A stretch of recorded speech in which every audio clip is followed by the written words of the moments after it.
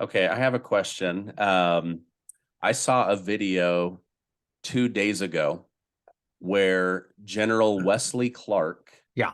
said, I don't know if I'm supposed to share this, but 10 days after 9/11, I was called into one of the top generals of the United States, and he told me, uh, we are getting ready to invade and destroy 7 countries. It had nothing to do with 9/11. And General Wesley Clark was like, why are we doing this? What is the point of it? He said, it doesn't matter, just get ready. And then they went after Afghanistan, Syria, Lebanon. I can't remember all of them. There were 7 of them, but Yeah. it was there any part of 9/11 that was a trigger in order to justify the US military being unleashed on these 7 countries? Well, I'm more and more convinced based on some of the most recent dialogue we've had and other things I've seen in the media with Don Canestrano of the Pentagon Defense Organization relating to the 9/11 hijackers, that the role of the U.S. government in 9/11 is way more significant that's been fully documented. That needs to be documented. But this larger effort regarding post 9/11, what happened? Look, I was a planner on the Iraq invasion, and I remember the intel briefings we were getting. It's like I was just scratching my head. It's like, where in the hell is this coming from?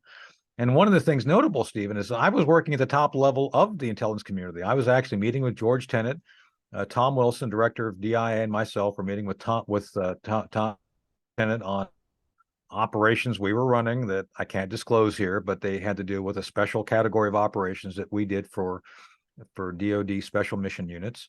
And we would have to notify CIA, and therefore, and one of them did have to do with Iraq. And I'm sitting there briefing Tenet on some of this stuff at the highest level, and there's no indicator that we need to go do something to Iraq and as an invade or do anything else. So I look back on it, it's like I wonder where this all came from. Doug Feith and the Office of Special Plans. Larry Franklin was part of that. Larry Franklin was convicted of giving information to the Israelis. This is all public record. I think that's all related. I think that Don Rumsfeld and his folks, Doug Feith, was involved in trying to drum up and cook the books for purposes of getting military back engaged operationally and offensively to do things. Now, and Doug Feith has never been looked at. They did they did an IG investigation of him. They found he did manipulate intelligence, but he was never held accountable. Again, this is, you guys go Google all this. I'm telling you everything that's Googleable. And Doug Feith is still out there running around. And I think Doug Feith is not a Democrat or Republican. He was a neocon. And I think the neocons are always trying to push to use military force as an option because it benefits the United States. Their perception, not mine, benefits the United States, but expands our influence. I would argue that influence is very dangerous by the fact that it's not permanent. You don't invade people and make them your friends. Just saying. And it enriches the defense establishment, the military-industrial congressional complex, which I mentioned. And I think these are all things which are not in our interest as a republic that wants to actually make friends and try to convince people to emulate what we do, not to hate us for what we do. So, okay. You were a part of the Trump transition team. I was. And you told me offline, I hope this is okay, that you had warned General Michael Flynn I did. that the deep state was coming for him. Yeah. And he ignored you. And then they came for him. Then this whole crossfire hurricane, Russiagate investigation happens. Yep. Now we're learning just this week that the whole thing was a crock of crap. Wasted, $100 million in multiple investigations. Nobody's going to be held accountable for this. What are your thoughts? Because you lived through this and you were warning that this was coming. So, I don't think it'd be worth my salt as an intelligence officer if I didn't kind of feel the wind and what's in the wind as a matter of course, proverbial. It's like kind of like understanding where things are going. And so, during the 2016 period, I was working at a very high level in the Pentagon with advising a number of seniors. And I ended up becoming the go-between as part of the transition team of the Trump administration, a number of officials in the Pentagon. During that transition, we were considering, or I was asked to consider taking on certain jobs after the Trump administration came in. And at one of my visits to Trump Tower, and I think it was probably right before Christmas of 2016, I was in with Mike Flynn. Mike and I were meeting to talk about one of the organizations I was running and where it would go after January. And it had to do with it was called Team B. It consisted of Bud McFarland and Jim Woolsey.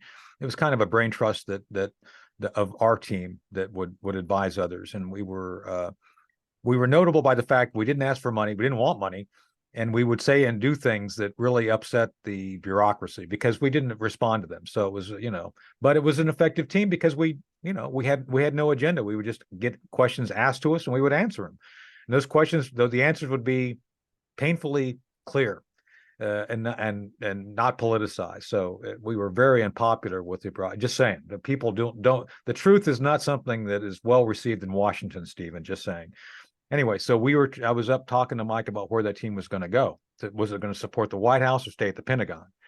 And so during that discussion, he briefed me on kind of his structure for the NSC, and I knew what was coming, so to speak. And I pulled him out in the hall, and I said, Mike, I need to talk to you. I need to, they're going to come after you. And he looked at me and says, what do you mean? It's like, they're coming after you. They fired you, and they're not going to stand for you coming back. John Brennan, Jim Clapper, you've told me the story about what happened. They're not going to accept you coming back. Well, what do you mean? It's like, Mike, they're going to do everything they can to undermine and destroy your ability to do your job, no matter what you think is going on. He said, Tony, I have no time for this nonsense. I have to support that man. And he pointed down the hall at Donald Trump. He was just down the hall, and his policies, like, it doesn't matter. You need to listen to me. This is Tony Shaffer to Mike Flynn, not Colonel Shaffer to General Flynn. There's reasons why I've been able to survive in this town for the last 10 years. And you need to listen. They're coming after you. And if they take you out, you're not going to be affected to anybody. And he basically said, I don't have time for this, and walked away. So Mike did not understand. And I've told him this to his face since then. We've talked about this, that I think, presumed that because he was a blue dog Democrat, he's a Democrat, or was a Democrat anyway, that he would be protected from any adverse work of those who were in the system. Very naive view. And I've said this to his face. I'm not saying anything to you that I did not say to Mike. And I think he paid a huge price. The administration paid a huge price because they were that committed, Stephen, to creating an entire fabrication using the official mechanisms of governance, everything from CIA, FBI, and DOJ, to undermine and you do a soft coup against President Trump. And I think Mike Flynn had to be taken out first because he would have seen it coming more quickly than others. So, wow. Okay. So what are your thoughts on this Durham report? There's people saying, wow, this is very revealing and redeems everything that Trump has been saying. On the other hand, on the other side of the aisle, I see, oh, this just proves that there needed to be a Russia investigation and that this was all worth the effort. And then there's people in the middle that are like, if no one's going to jail, this is a giant nothing burger. But what are your thoughts? Well, I agree. Unfortunately, with the folks in the middle, it's like it's a nothing burger unless some consequence comes out of it. And that's why I think we should demand something be done. Let me be very clear for the audience. You cannot have either political party taking and using unto itself official mechanisms, well-funded mechanisms of intelligence and law enforcement for purposes of going after political rivals. We cannot have that. The Republic will not survive if we allow this to not be addressed. This would be part of a permanent coup. If these knuckleheads get away with it, Comey, Strzok, McCabe, Obama, Biden, if they get away with having essentially directed or approved the very powerful national security apparatus of the United States to become a wholly owned subsidiary of the Democrat Party, our republic is done. It's gone. We cannot just say, oh, geez, terrible. What a bad report. Because we have to pull back and make sure that we have people who are essentially running the rule of law based on the law, not on political desires or emotion. There was no there. There was no predicate to justify a Russian collusion investigation. It was all premised on Hillary Clinton and her bad acts relating to the funding of the Steele dossier. Stephen, this opened the door for actual Russian disinformation. They did Putin's job for him. If nothing else, we should be prosecuting these people for having supported Putin. Talk about collusion. They colluded with Putin. I've said this publicly for the past 3 years. Like, if you want to see who colluded, it's Schiff and the Democrats who actually helped expand and amplify Russian propaganda. Think about that. They were the ones who actually undermined our political process by expanding on what Putin wanted done. So I do believe, and I am working, I can't talk about it now, but I am working to try to see if we can get some focus on trying to convince people to do something about this, to basically, if you engaged in this act, that is to say Comey and all these folks, to me, it's an act of sedition far worse than the 6th of January. I mean, if think about this, Stephen, if guys walking into the Capitol disrupting a political process is sedition, what would you call the actual use of your official office to include going up to Obama and directing expensive operations, expensive mechanisms to go after a political rival? What would you call that? By the way, that political rival was actually legitimately elected to be the president. So to me, there's no gray here. It's black or white. Either we hold people accountable for federal crimes, or we're going to lose the republic. And I think that's where we're at. Well, our friend Judge Napolitano said the exact same thing, except for he said statute of limitations, they slow walked it on purpose in order that nobody would be held accountable. Unreal. So I think that's true. I think that Durham is a creature of the bureaucracy. Bill Barr is a creature of the bureaucracy. And I think they're only going to be willing to go so far to do the right thing. One of my favorite movies, Stephen, is Apocalypse Now. And they never get off the boat unless you plan on going all the way. These people will never get off the boat. They are never going to do those things necessary to hold themselves accountable. So don't get off the boat unless you're going to go all the way. They're not going to get off the boat. All right. Speaking of getting off the boat, many military analysts are now saying the Russia-Ukraine war is more and more resembling World War I. Yeah. How are the tactics used by Russia or even Ukraine starting to resemble World War I in your mind? Well, they've actually started engaging in trench warfare, for goodness sake. They've actually dug these things. Bakhmut, literally, you're talking about gains being measured in yards per day. That's just like World War II. I mean, do you ever see the TV series of Blackadder? Mm-hmm. So it's a British TV series and one of the great spots in this series is where Rowan Atkinson plays, I think it was Lieutenant Adder, and it shows World War I. One of the episodes of World War I, and they have this big room with this big piece of grass in the middle of it, and the general says, "How much did we gain yesterday?" Well, it's right over there, sir. Well, what's the scale? 1 to 1. I mean, that's all they got is this big old piece of grass. That's what they're doing in Bakhmut. It's like literally you've got forces literally going block to block, and it's very slow. I think it's derivative of what the Russians want, though. I don't think the Russians want to have to expose themselves more than what they're doing right now. While they have, I think, the potential to use overwhelming force, why use that force if you can allow your adversary to uselessly expand their resources on what's going on? So I think the Russians are pushing hard enough to keep them engaged, but not pushing so hard they're going to engage in offensive operations, which would increase their losses. And I think that's what it is right now. It's all about force that are incrementally being used. You might get some tactical advantages here and there by the Ukrainians, but it's just, again, it's the numbers game. The Ukrainians will not win with the numbers they have, and it's very much a stalemate right now from my perspective. So Russia's just basically bleeding them out on bullets and bodies. Yeah.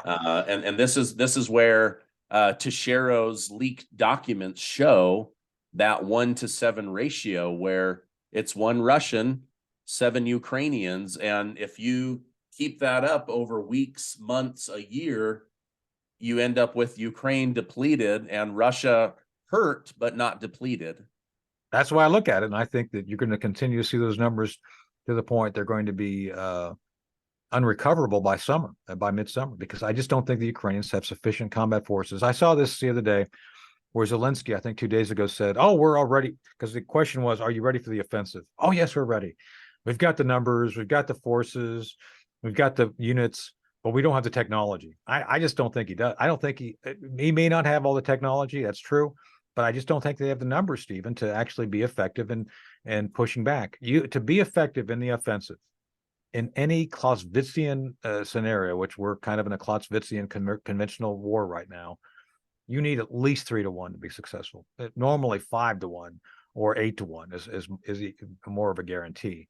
But the Russians have the numbers, the Ukrainians don't, and I just don't see how the Ukrainians have any hope of doing anything more at this point than making a good show of it. What? So, earlier in the show, we talked about the media keeps broadcasting to Russia the weapon systems and the where they're fighting, and then now you have the president of Ukraine publicly saying all of this stuff about this surprise offensive. Why are they announcing all of this like it's a movie set or something? Like, hey, we're going to be setting up for this battle scene. Why are they giving away all their secrets in the Wall Street Journal and the New York Times? You got me, because I mean, again, if I were advising, and I'm not, I would be providing them a great deal of very severe recommendations on what they should or should not be doing. There's ways of doing things asymmetrically. Part of my specialty is weaponized technology and asymmetric warfare. And if you understand the vulnerabilities of your enemy, you can do great and overwhelming devastation to their ability to fight. But that I don't see that here. I think Zelensky's idea, let's go into Russia and grab a couple of towns and hold them hostage. Like, do you understand how insane that is? What kind of logistics would be required for that, and how many? It's like, I don't, I think Robert E. Lee kind of tried that idea during the Civil War. It didn't work out well for the Confederates. I don't think it would work out any better for Zelensky in this case. And so I just don't know who's advising him. I don't know what they're thinking. But I can tell you the best possible military advice that I would give them would not be anything relating to what they're doing right now. Okay. This has been a fascinating conversation. I know we kind of bounced around, so I appreciate you doing that. I enjoy it. No, it's fun. Yeah. I look forward to our next conversation. I hope the people here enjoyed hearing this and getting some military insight on what's really going on. But thank you again for coming on today's show. Great. Thank you, Steve. It's always great to join you. Bye-bye. Thanks.